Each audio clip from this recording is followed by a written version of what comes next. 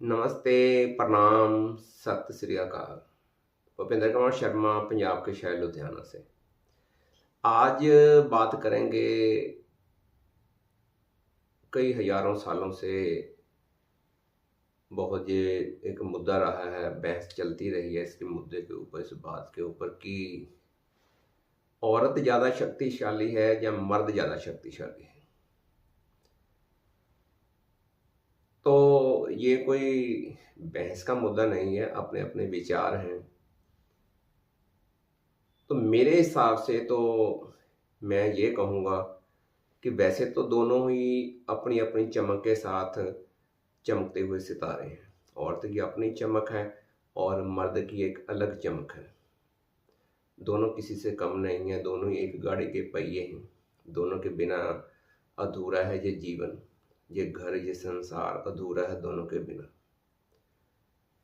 लेकिन फिर भी मैं देखता हूँ कई बातों में तो औरत ज़्यादा शक्तिशाली मेरे को दिखाई देती है।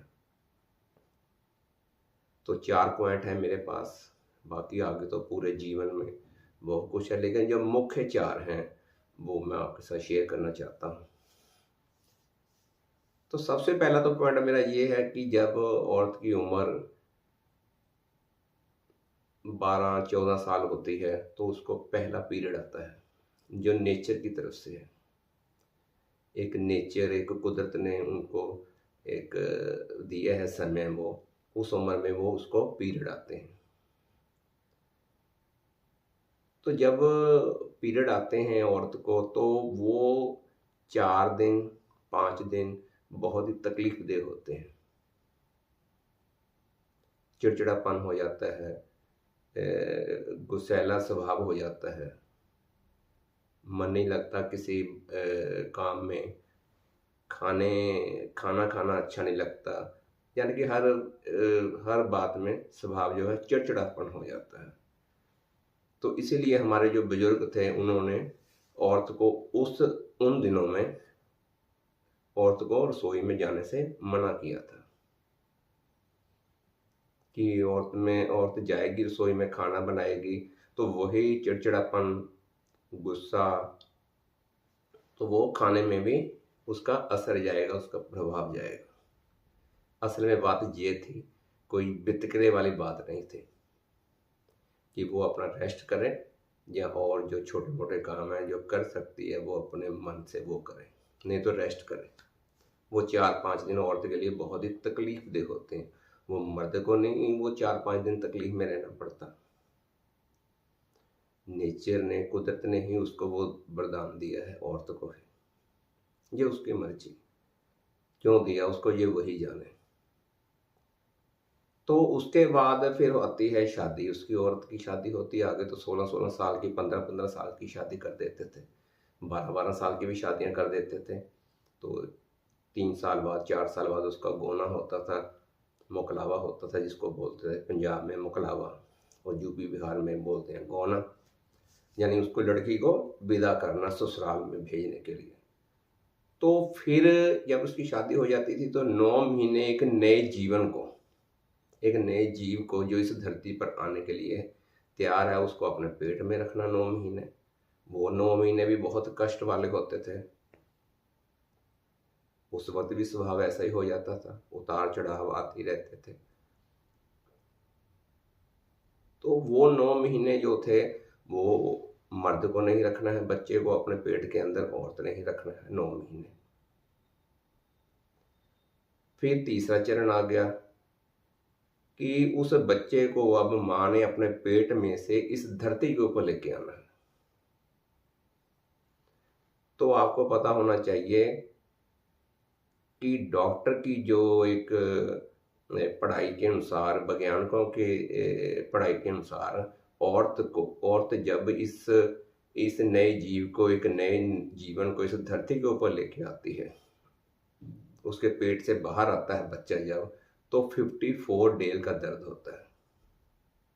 ये एक वैज्ञानिक नाप तोल है उनका दर्द का। यानी कि अगर उसको सीधी भाषा में समझाए कि 20 हड्डियां एक साथ टूट जाना, किसी की 20 हड्डियां तोड़ दी जाए एक साथ तो उतनी तकलीफ होती है औरत को उस वक्त जब वो एक नए जीवन को इस धरती पर लेके आती है। उसकी अपनी भी जान उस वक्त बड़ी खतरे में होती है, लेकिन फिर भी वो जी जाती है। 54 डेल का दर्द सहकर 20 हड्डियां एक साथ टूटने के बराबर का दर्द वो सह जाती है और एक नए जीवन को जीवन भी दे जाती है। ये तो तीसरा पॉइंट हो गया उसकी महानता का, उसकी शक्तिशाली होने का। फिर चौथा पॉइंट आ जाता है दूध पिलाने का। आदमी को तो दूध नहीं पिलाना है बच्चे को, औरत ने दूध पिलाना है। आगे तो 7-7 8-8 साल के बच्चे भी दूध पीते थे माँ का। तभी कहते थे ना कि अगर राजा अगर माँ का दूध पिया तो देख लेते हैं तेरे में कितना दम है। तो अब तो वो शायद 7-8 साल तो क्या है, अब तो साल ही रह गया है, शायद एक साल ही माँ बच्चे को दूध पिलाती है मेरे ख्याल से। तो वो तकलीफ भी माँ ने सहनी है, वो भी जिम्मेवारी उसी की है। बहुत बड़ा काम है ये माँ का दूध पिलाना बच्चे को। वो ही 1 साल का 2 साल का 7-8 साल का दूध पिलाया हुआ 100 साल तक काम आता था वही दूध। तभी डॉक्टर कहते हैं ना कि माँ का दूध पिलाना बहुत जरूरी है बच्चे को। यूं ही नहीं कहते, नेचर ने उसको औरत को 4 ये पॉइंट दिए हैं मेन, जो उसके शक्तिशाली होने का सबूत है। आदमी ने नहीं करने हैं ये चारों काम, औरत ने करने हैं।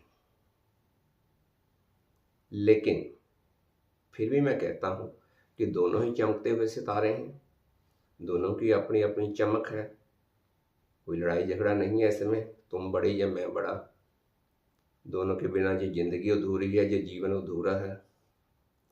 लेकिन औरत को अगर मालूम है कि मेरे में इतनी शक्ति है, इतनी पावर है, मैं इतनी पावरफुल हूं, इतनी शक्तिमान हूं मैं, तभी कहते हैं मातृ शक्ति। धरती माँ के बराबर दर्जा दिया हुआ है औरत को। लेकिन उस धरती माँ के दर्जा लेने के बाद, एक मातृ शक्ति कहलाने के बाद, औरत को ये नहीं करना है कि अहंकार नहीं करना है इसका कि मैं इतनी शक्तिशाली हूं। क्योंकि मर्द भी कई कामों में अहंकार कर जाता है कि मैं मर्द, उसी अहंकार के कारण उसका नुकसान हो जाता है। इसी अहंकार के कारण औरत का नुकसान हो रहा है। तो नेचर ने हमको जो दिया है उसका अहंकार नहीं करना है, उसको एक प्रसाद समझकर स्वीकार करना है कि नेचर ने ये मेरे को दी है जिम्मेवारी, मैं इसको निभाऊंगा, मैं इसको निभाऊंगी। उसका अहंकार नहीं करना है। तो ये मेरे विचार थे। आप मेरे विचार से सहमत हैं या नहीं है, कोई बात नहीं है, ऐसे आपके अपने विचार हो सकते हैं। ये मेरे विचार थे जो मेरा मन कर रहा था रखने के लिए आपके साथ। हंसते हंसते रहो, तंदुरुस्त रहो, खुश रहो, जो करते रहो। फिर एक वीडियो लेके हाजिर होंगे। प्रणाम, नमस्ते, सत श्री अकाल।